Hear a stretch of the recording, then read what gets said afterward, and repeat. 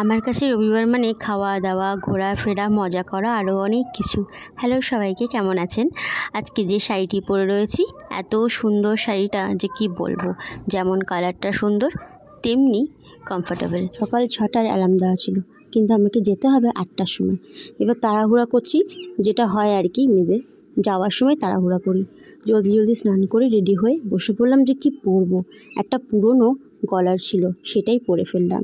মা বলছিল এটাই পরে যা। আসলে এটা বেশি পরাই হয়নি, একবারে বেশি তো পরাই হয়নি। তো ভাবলাম যে পরে নিই, আর অনেক দিন হয়েছে আমি শাড়িই পরিনি, তার জন্য এটা পরার সুযোগও পাইনি। যাই হোক, এবার আমি মেকআপ করা শুরু করে দিলাম। সকাল সকাল এত বেশি হেভি মেকআপ করা আমার একদমই ভালো লাগে না। একদম লাইট স্যাটেলে একটা মেকআপ করলাম, শুধু ফাউন্ডেশন আর ফেস পাউডার দিয়ে ব্যাপারটা একদম ক্লোজ করলাম। একটুখানি লিপস্টিক দিয়ে বেরিয়ে পড়লাম। এইসব করতে করতেই আমার 2 ঘন্টা লেগে গেল। তারপর বেরিয়ে পড়লাম জলদি। তার কারণ আমার 8টার মধ্যে ওর ঘরে যাওয়ার কথা, আমি 8:30টায় গেছি। যাই হোক, আধ ঘন্টা তো লেট হতেই পারে। তো উঠে পড়লাম টোটোতে। এবার টোটো করে যাচ্ছি। কোথায় যাচ্ছি বলুন তো? সেটাই তো বলা হলো না। আজকে আমরা মা ঘাঘর বুড়ির মন্দিরে যাচ্ছি পুজো দিতে। অনেক দিন ধরেই ভাবছি যাব বলছি, যাওয়া আর হচ্ছেই না। তারপর কালকে রাতেই প্ল্যানিং করলাম যে আমি আর তুই মিলে যাই। তারপরে বেরিয়ে পড়লাম। আবার কি দেখবেন, বেশি প্ল্যানিং করলে কিন্তু কোথাও যাওয়াই হয় না, বিনা প্ল্যানিংয়েই সব কিছু হয়ে যায়।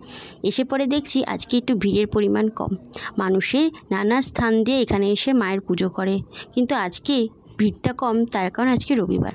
শনিবার হলে দাঁড়াতেই পারতেন না, একদম রাস্তা অবধি লাইন চলে যায়। যাই হোক, ঠাকুরের কাছে অনেক মনোযোগ দিয়ে প্রার্থনা করছিলাম যে ঠাকুর সবাইকে ভালো রেখো। পুজো দেওয়া হয়ে গেল। এবার আমরা চান জল খেয়ে পরে উপোসটা ভাঙবো। উপোস ভেঙে নিয়ে তারপরে আমরা চলে গেলাম খাবার খেতে। বুঝতেই তো পাচ্ছেন, অনেক সকালে উঠেছি, প্রায় 6টা নাগাদ। এখন 10টার মতো বাজে। অনেকক্ষণ না খেয়ে রয়েছি, তাই খিদেও পেয়ে গেছে। তো এখানে না একটা ভালো নিরামিষের দোকান আছে, খুব সুন্দর কচুরি ছোলা বাটোরা পাওয়া যায়। আমরাও চলে আসলাম খেতে। একটু ওয়েট করতে হয়নি, জাস্ট বসলাম, তার 2-3 মিনিটের মধ্যেই তারা খাবার দিয়ে দিল। দেখতেই পাচ্ছেন, খেয়ে দিয়ে চলে গেলাম চায়ের দোকানে। ঘাঘরপুরে এসেছি, চা খাবো না, এটা হতে পারে? যাই হোক, আমি চায়ের একটু কমই খাই। অন্তরে 2 কাপ চা খেয়েছে। আর এদিকে নতুন নতুন মন্দিরগুলো আপনারা তো দেখেইছেন। আমি অনেক দিন পর আসলাম, তাই আমার একটু নতুন লাগছে।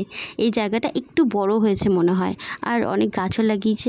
যাই হোক, আমি এখানে বসে বসে দুজন মিলে বেশ গল্প করলাম অনেকক্ষণ। অনেক দিন পর দেখা হলে এটাই হয়।